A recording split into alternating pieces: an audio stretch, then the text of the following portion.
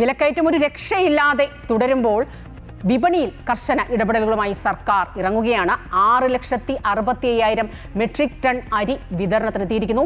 25,000 metric ton അരി കരുതൽ ശേഖരമായി ഉണ്ട് എന്നും മന്ത്രി അനൂപ് ജേക്കബ് പറയുകയാണ്. കരിഞ്ചന്തയും പൂഴ്ത്തിവെപ്പും തടയാൻ പ്രത്യേക സ്ക്വാഡുകൾ നാളെ മുതൽ പരിശോധന തുടങ്ങും. ഓണക്കിറ്റുകളുടെ വിതരണത്തിൽ കാലതാമസം ഉണ്ടായിട്ടില്ല എന്നും മന്ത്രി അമൃത വാർത്തകളോട് പ്രതികരിച്ചു.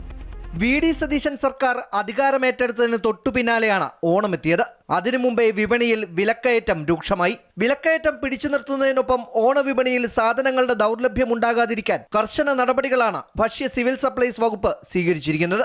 അരിയുടെ വില നിയന്ത്രിക്കാൻ 1,60,50,000 മെട്രിക് ടൺ അരി സംസ്ഥാനത്തേക്ക് എത്തിച്ചു. 13 ഇനം സബ്സിഡി സാധനങ്ങൾ ഓണഫെയറുകളിലും മാവേലി സ്റ്റോറുകളിലും സപ്ലൈകോകളിലും വിതരണം തുടരുകയാണ്.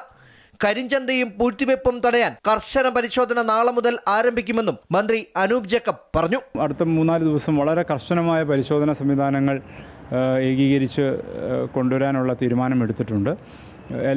എവിടെയെങ്കിലും ഏതെങ്കിലും തരത്തിലുള്ള കരിഞ്ചന്ത പൂഴ്ത്തിവെപ്പ് അങ്ങനെയൊക്കെയുള്ള സാഹചര്യങ്ങളിൽ വളരെ കർശനമായ നടപടികൾ സ്വീകരിക്കാൻ നിർദ്ദേശം നൽകുന്നു. കളക്ടർമാരുടെ നേതൃത്വത്തിൽ പ്രത്യേക സ്ക്വാഡുകൾ രൂപീകരിച്ചു. അവർ വിപണി പരിശോധനയിലേക്ക് ഇറങ്ങുകയാണ്. ഞങ്ങൾ 25,000 മെട്രിക് ടണ്ണും കൂടി ഞങ്ങൾ റിസർവ് വെച്ചിട്ടുണ്ട്. ഈ വിപണിയെ നിയന്ത്രിച്ച് നിർത്തുന്ന പരിശോധിച്ച് നിൽക്കുകയാണ്. ഇപ്പോൾ 1,65,000 സഫീഷ്യൻ്റ് ആണ് ഈ ഓണക്കാലത്തേക്ക്. 25,000 എന്നാലും റിസർവ് കരുതിയിട്ടുണ്ട്. കാരണം ഇനിയും വില കൂടുവാണെങ്കിൽ കൂടുതൽ അലോട്ട്മെൻറ്റിന് വേണ്ടി.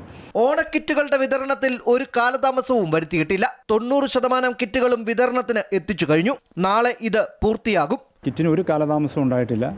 കിറ്റ് വളരെ കൃത്യമായ നിലയിൽ വളരെ നേരത്തെ തന്നെ അഡ്വാൻസ് ചെയ്ത് കൊടുത്തു. ഇന്ന് ലേറ്റസ്റ്റ് കണക്കെടുത്തുകൊണ്ടാണ് ഞാൻ പറഞ്ഞത് 90% കിറ്റുകളും ഇന്ന് ബുധനാഴ്ച എല്ലാ കടകളിലും വിതരണത്തിലേക്ക് എത്തി. ഏതാണ്ട് 1,00,000 മേൽ കിറ്റ്, 1,15 ലക്ഷത്തോളം കിറ്റുകൾ ഇപ്പോൾ അവയിലാക്കി കഴിഞ്ഞു ഉച്ചത്തെ കണക്കനുസരിച്ച്.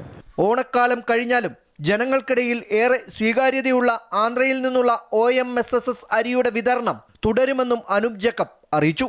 അമൃത ന്യൂസ്, തിരുവനന്തപുരം.